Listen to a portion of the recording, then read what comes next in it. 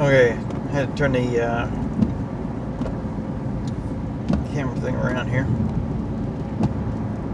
But, yeah. So, I want to talk to you and ask, do you understand the words coming out of my mouth? Do you understand the words coming out of my mouth? Well, let's start with you.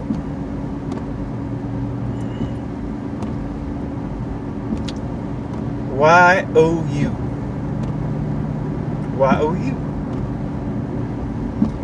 Now, spell the letters Y-O-U. W-H-Y O-W-E Y-O-U. Y-O-U. Do you understand the words coming out of my mouth? What if a judge says to you, "You've been charged with speeding. Do you understand?"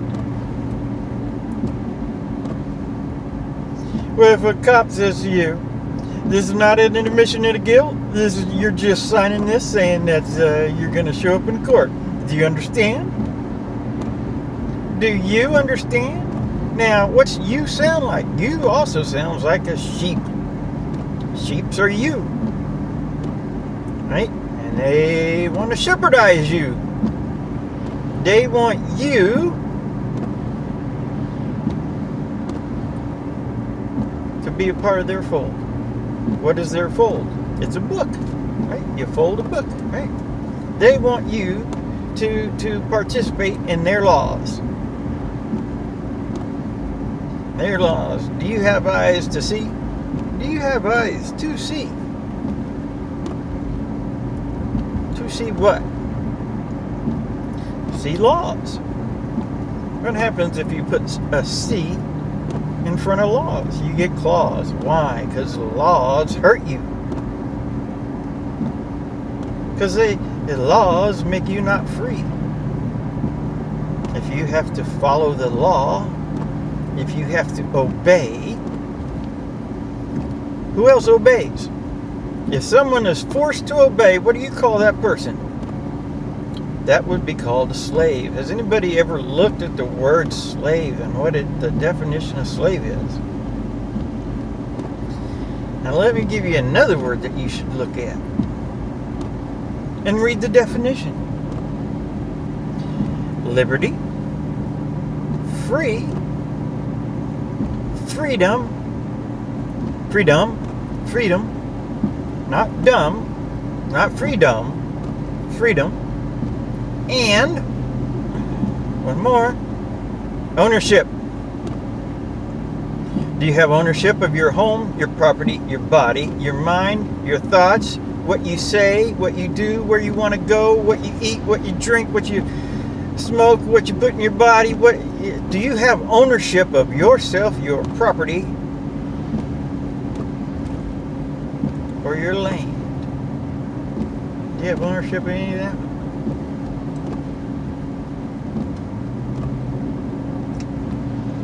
And before you answer, you should really look at the word ownership and think about if anybody else is involved in the ownership of your property. Are you property? Are you owned? What is free and what is freedom? What is the state of being free? Is that the condition of being in a free state? In order to be in a free state? What is any of that supposed to say? State of being free. Being not owned. I don't like, that expression is often used with Fourth Amendment or Second Amendment, the one that keeping bear arms, right? Yeah. Okay. First of all, the Constitution was written by somebody else. That says a lot of people like to claim that as their rights, but they didn't write it. If you have rights, then what I would say you should do is, if you feel like you have rights, then you should write them down so that you have your rights, right? Otherwise, you're claiming the rights that someone else put out there for you, and that would be for you. Are you a you? Why owe you allegiance to someone that doesn't have any allegiance to you? That would be the government. They don't have any allegiance to you whatsoever. But they keep saying that you owe them and they own you. That's why they always saying, do you understand?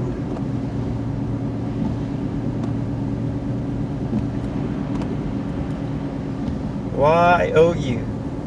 How do you spell the letter Y? W-H-Y? How do you spell O? O-W-E? Now see, we sounds like a lot of fun. We. Until you start putting O in front of it, because someone says you owe them. Well, if you owe somebody an apology, that's one thing. If you owe somebody, that is to say, if you owe somebody, you should say, yeah, I'm sorry, or something like that.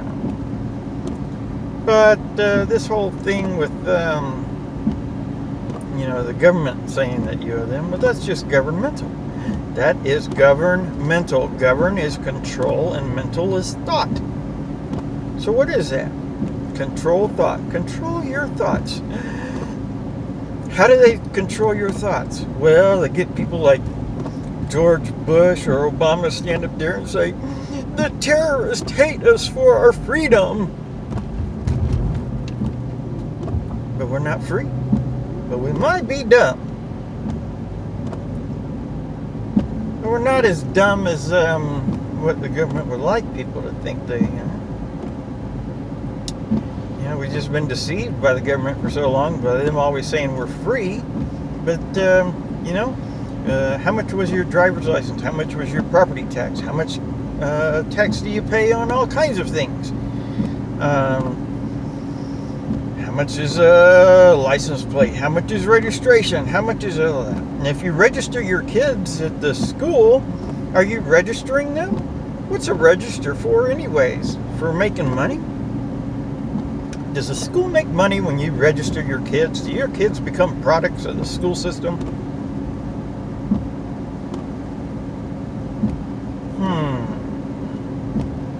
Isn't that something? Are they pupils? Do you see what I'm talking about?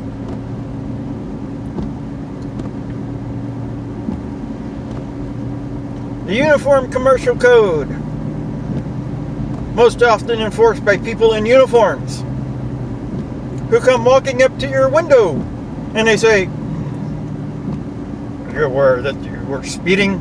Are you aware that you had a lane change? Or, it's,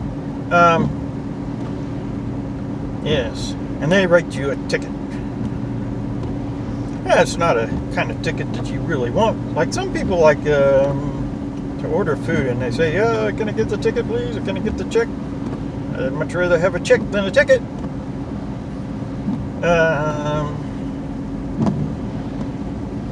Yeah. So,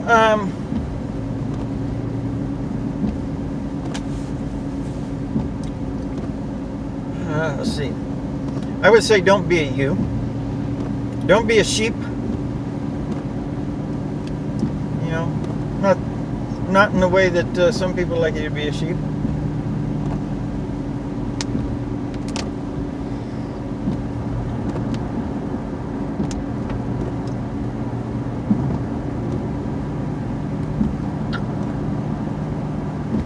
People sometimes also want other people to believe in this story that's in the Bible about the Tower of Babel. Babel sounds like a little child, right? Little baby's babble. Jesus, supposedly, if you're a Christian, told people to be like little kids. And little kids are, well, most often you think of little kids and they, like to give each other hugs and, be nice and ask, well, anyways. But I want to say this story about, all the people of the world in this Tower of Babel thing, where all the people of the world, they spoke one language. And they were working together because they all wanted to get to heaven. But God didn't like everybody working together, wanting to get to heaven, to build a building that, if that's what they were doing, is building like a building, I'm sure it couldn't be any taller than, I guess, we don't know, I wasn't living then, but could it really be taller than any of these other skyscrapers and stuff that they build? I don't know. But supposedly God didn't like everybody working together. And so He smote them down. And since then, God has been happy because the world has been at war with each other. In fact, now the government is God's greatest working asset, because they also have written in capital letters, capitalizing on you, in God we trust. Right? And the government likes war. That's why they have created this adversarial court system, where if you get a ticket, the officer says, it's not me. I'm the one who stopped you here, and I'm the one with the gun, and I'm the one writing you the ticket, but it's not me. And if you don't like it, well, if you don't want to pay, you can fight in court. So the government has this great adversarial system of pay or fight and war. And if you don't go to court, then they have a warrant. Why? Because they consider you an ant. Right? You remember the movie Ants? I said, if the people realize that they outnumber us 100 to 1, then they'll stop serving us.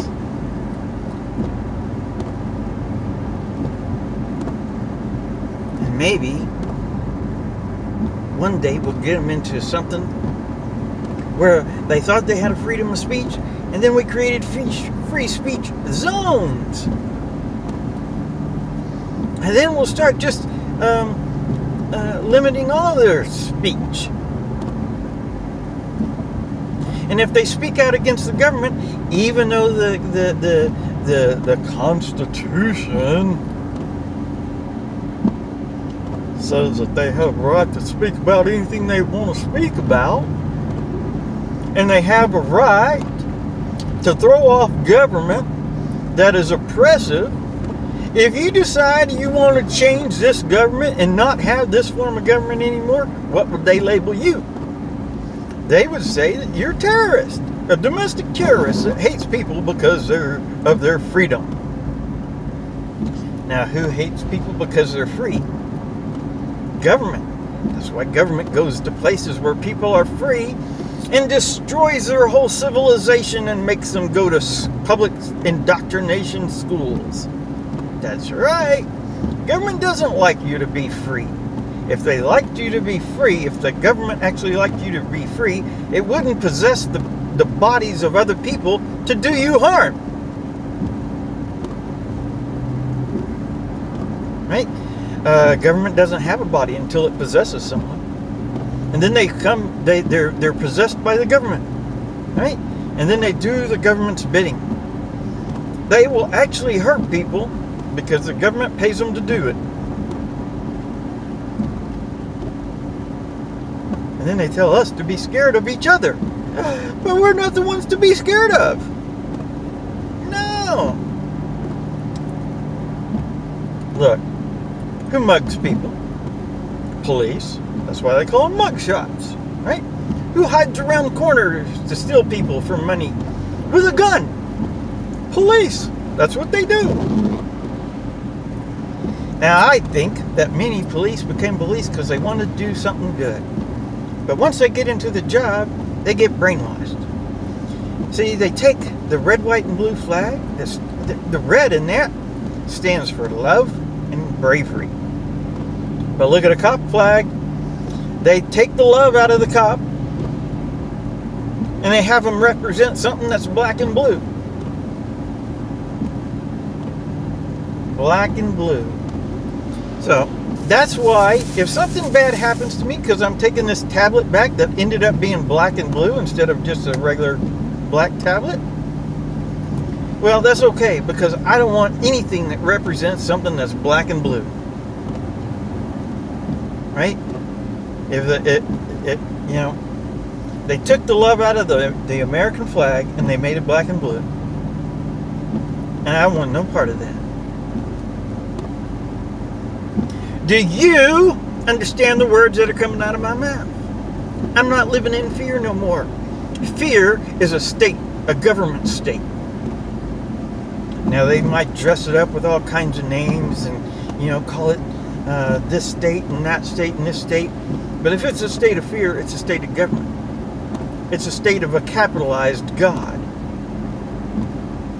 God is not mammon. No, he's not.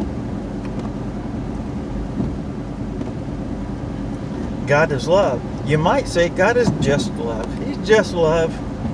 Right? Because if God created everything, which most people believe, if God created everything and he created everyone, then that means he loves everyone. Because why would you make something that you just don't like unless you're a sadistic, horrible person?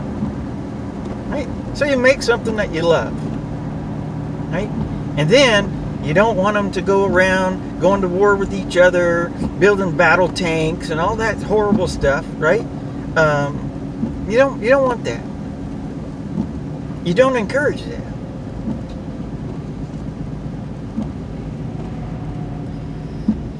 Yeah, there's a guy on I can't remember his name.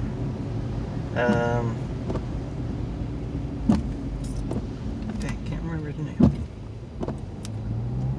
But he always goes around talking about, first he says that God is your friend, da da da. And then he says, God isn't your friend.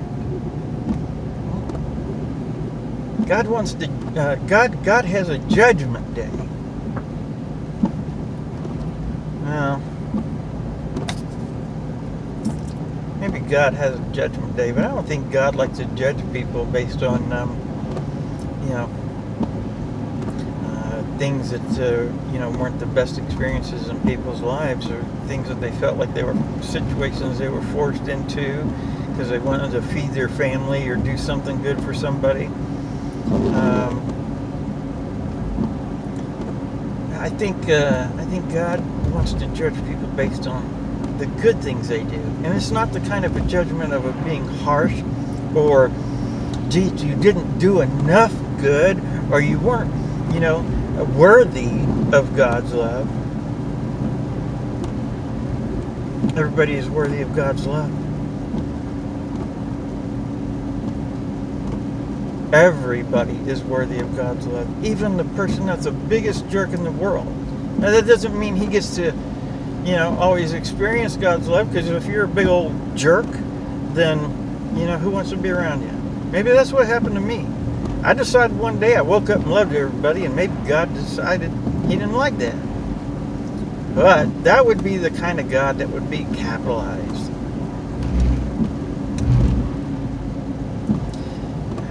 Somebody said, submit to God. It seems like somebody who wants to be in authority and have control over the situation wants people to submit. I use the term equality a lot, and I don't know if that's the right word or not, but that's because the reason I use that word is because when I think about equality, I think about people stop looking up. That is, looking up for authority or someone to be the authority. Churches and governments like people to look up. I shouldn't say churches, I say religions and governments like people to look up. Now God would say, if you're going to look something up, be true blue. Right? Be that that kind of, if you look up, you see the sky, and that's, a pretty blue sky can be a beautiful thing. But if somebody has you looking up, like when you go to church, you see those big tall towers, you look up, or you go to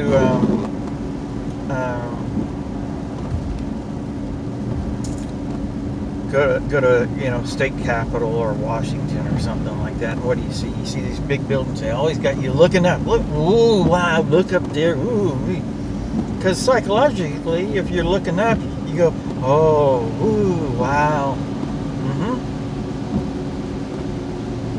There was a movie once where a guy was playing God, and he said, that's a problem with people. They're always looking up. The neat thing about Jesus, and again, I'm not, I don't choose one religious book over another so much. I mean, but Jesus was pretty clear when he said, people are not going to be able to point, and look up in the clouds and say, oh, the kingdom of God is there or here, da da da. He said, where you find heaven, you find it in you. God is part of you. And God didn't write a book. He wrote in your heart. And while and what he wrote was just, love people and think about how you feel if someone does something to you. Right?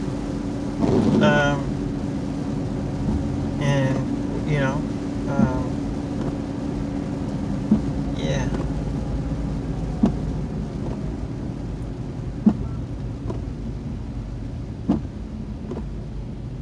So,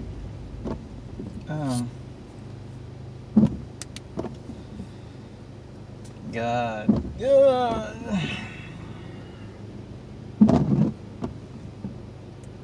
Do you understand the words that are coming out of my mouth? Do you? Do you understand? Why owe you? Why owe you allegiance to somebody who owes no allegiance to you? Or actually, I guess the way to say that is, why owe you allegiance to someone that, an organization, or what do you call that? What do you call the government? The government doesn't care about people. It doesn't. Now, there's some people that work with the government or in the government that do. I mean, there's some very good people that work for the government. But the government is one of those spirits, like the devil, that will put itself in sheep's clothing even though it's a wolf. Or maybe the better way to say that is put itself into sheep's clothing even though it's a lion. That's what cops are, right? They're Leos, they're lions, and they actually get paid. They got claws, lions do.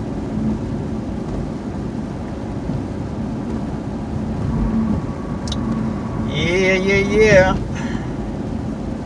But they're not the kind of lion that you like to think about. Because there's some good lions, right? There's Simba. Simba was a good lion. That was, starts with the letter Z, 26th letter of the alphabet. 26th verse of first chapter of Genesis talks about God creating man and how good that was.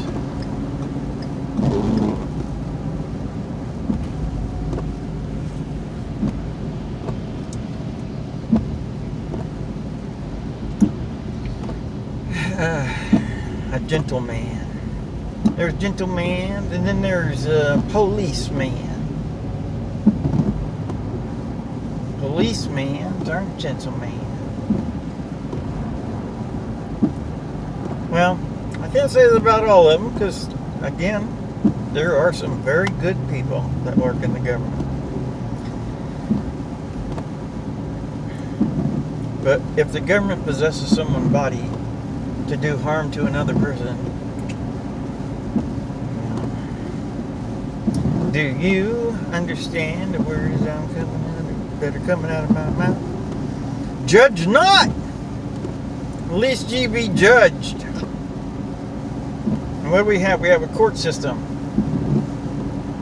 And we shouldn't have standing armies because they are a danger to the free people. And how long have we had a standing army in this country? How long has the army been in place? How long has the military been there? Right? Do we live in a police state? I don't know. Do we have police? Could they be somewhat Nazis? Well, I had to drive right through a checkpoint the other day. But it wasn't the kind of check that I was looking for. It was a show us your government papers checkpoint. Not for any particular reason. It was just set up as a checkpoint, just to, I guess, it was just a Nazi checkpoint. Now, if you don't believe police are a Nazi kind of thing, what kind of police do dogs use? German Shepherds. Now, I'm not saying Germans are wrong. Matter of fact, I think there's some good. I think most people from Germany, if not maybe all of them, are good. I don't know if that whole Holocaust thing was true or not, but if it was, I feel sorry for the people that are from Germany today, because to have that in your country's history wouldn't be the greatest thing I can think of. But I've met lots of people from Germany, and they don't seem like the kind of people. But then, of course, we live in America, and what does our government do?